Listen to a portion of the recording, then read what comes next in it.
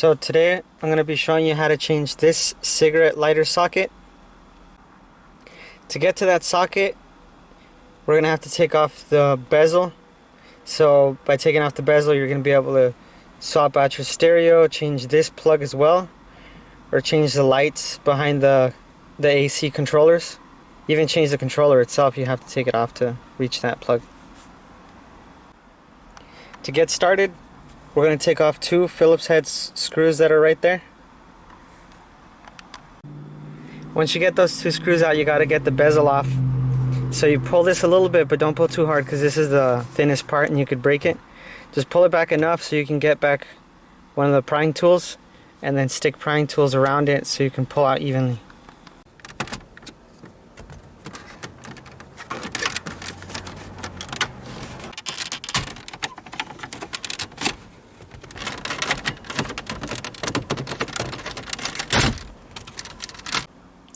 Once you get the bezel and stereo off, make sure to disconnect the antenna, which in my case it just fell off.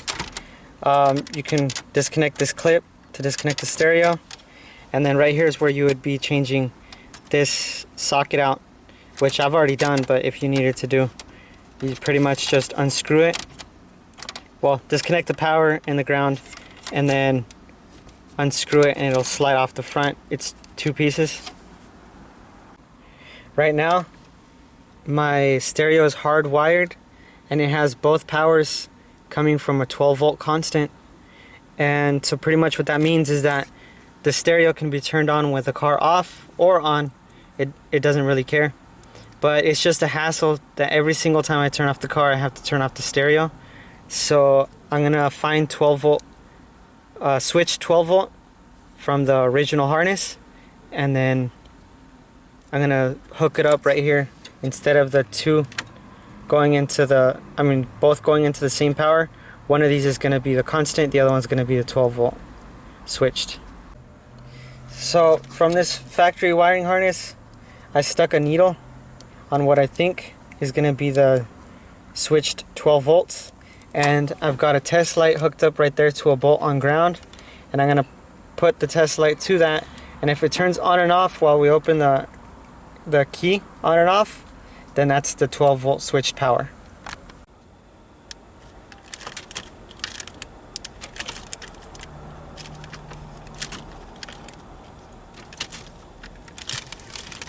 So right now I just took off the two that were connected as a Y, both powers. The yellow, I believe, is the constant wire, and the red is the accessory or switched power.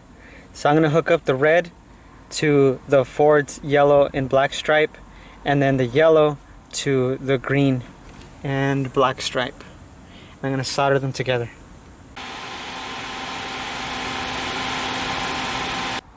So here's my new soldered connections.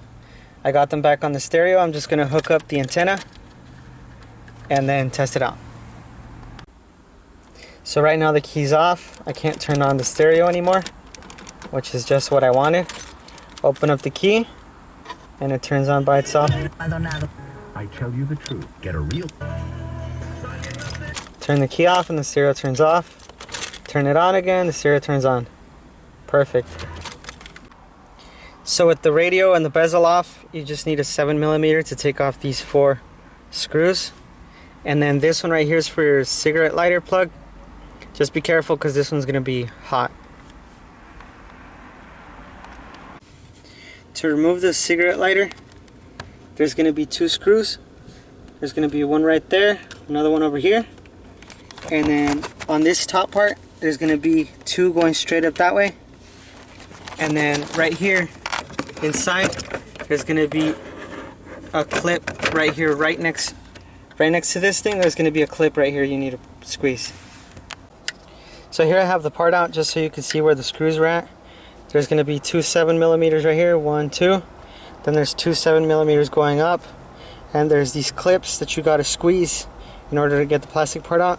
There's this on the right, and over here on the left side there's this one too. And then it's going to have this little plastic clip that you got to pull off, and then here's this clip for the cigarette lighter.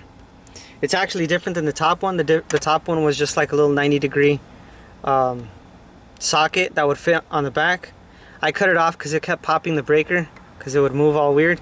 So I cut it off and then I just put the regular little terminals on there.